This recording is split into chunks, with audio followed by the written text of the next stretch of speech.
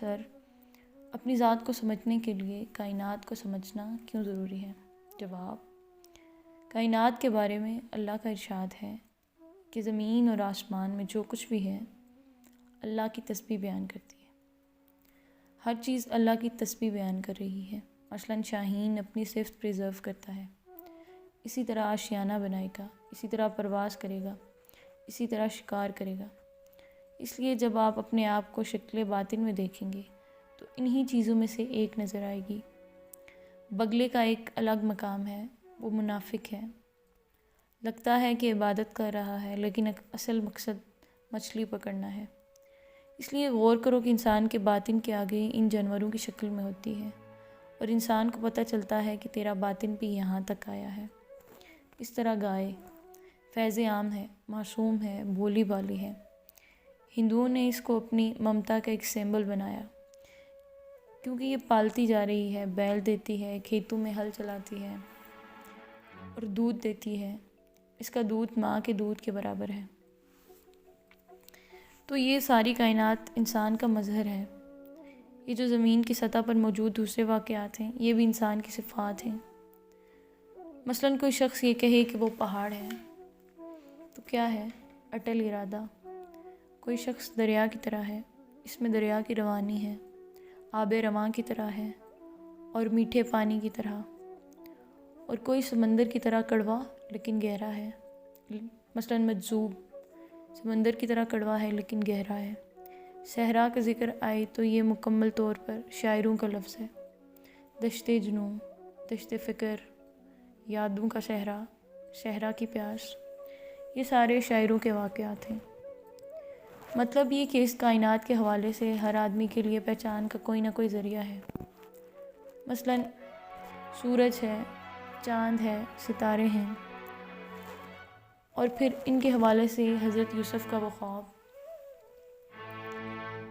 جس میں انہوں نے دیکھا کہ ایک سورج، چاند اور 11 ستارے انہیں سجدہ کر رہے ہیں۔ وہ خواب جو انسانوں کے حوالے سے تھا، وہ اجرام فلکی کے حوالے سے آیا۔ ثابت کیا ہوا کہ یہ سارے کے سارے جو ہیں انسان کی اصل صفات کے مظاہر ہیں۔ انسان اور کائنات میں ایک رابطہ ہے۔ کائنات کو سمجھنے کے لیے اپنے آپ کو سمجھنا ضروری ہے۔ جس نے اپنے آپ کو سمجھ لیا، اس کے لیے کائنات ایک کھلا مشاہدہ ہے۔ بس یہ کائنات ایک راز ہے۔ دعا کرو کہ کوئی آپ کے لیے اس حجاب کو اٹھائے، تاکہ ساری چیزیں اور 18,000 عالم آپ کو اپنے آپ میں نظر آئیں۔ اس لیے سلطان باہو نے فرمایا ہے کہ تمہارے اپنے اندر 18,000 عالم ہیں۔ ایک بہت بڑے بزرگ نے اپنی کتاب میں لکھا کہ جب میں نے عبادت میں بہت غور کیا، کنسنٹریشن کیا اور اپنے نفس پہ بڑا غور کیا، تو مجھے پتہ چلا کہ میرا نفس کیا ہے۔ مجھے یہ پتہ چلا کہ میں مور ہوں، یعنی کہ میں ابھی خود پسند ہوں۔ رنگوں کے اوپر میری جلوہ گری ہے۔ شاہین جو ہے وہ مر جائے گا لیکن مردار نہیں کھائے گا۔ شیر مر جائے گا لیکن گھاس نہیں کھائے گا۔ یعنی کہ ان فطرتوں کو، ان صلاحیتوں کو ان کے مقام پر پریزرو کرنا ان کی عبادت ہے۔ انسان انسانیت سے نیچے گر جائے تو گیدڑ بن جائے گا اور کبھی ریچھ بن جائے گا۔ اور یہ بات بڑے راز کی ہے کہ انسان ہر جانور بن جاتا ہے۔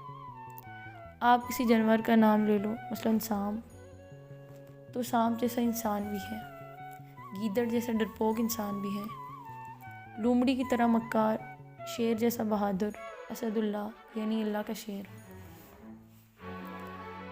ہر جانور میں انسانی شعور کی صفت ہوگی، اور پرندے میں انسانی شعور کی صفت رکھی ہوئی ہے۔ مثلاً وہ گدھ ہے، مردار کھاتا ہے، اونچا اڑتا ہے۔ گدھ انسانی مزاج کا نام بھی ہے۔ شاہین ایک انسانی مزاج کا نام کہ شاہین چونٹی سے کہتا ہے، تو رزق اپنا ڈھونڈتی ہے خاک راہ میں، تو رزق اپنا ڈھونڈتی ہے خاک راہ میں افلاک کو بھی نہیں لاتا نگاہ میں۔ چونٹی نے پوچھا شاہین سے کہ کیا بات ہے، تیرا مقام کیوں بلند ہے؟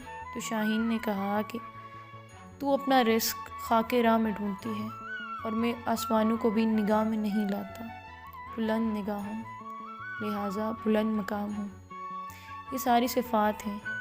کوئی بھی پرندہ آپ لے لو، یہ سارے انسانی شعور کے درجات ہیں۔ السٹریشنس ہیں، آپ ان کو دیکھ کر اپنا مقام متعین کرو۔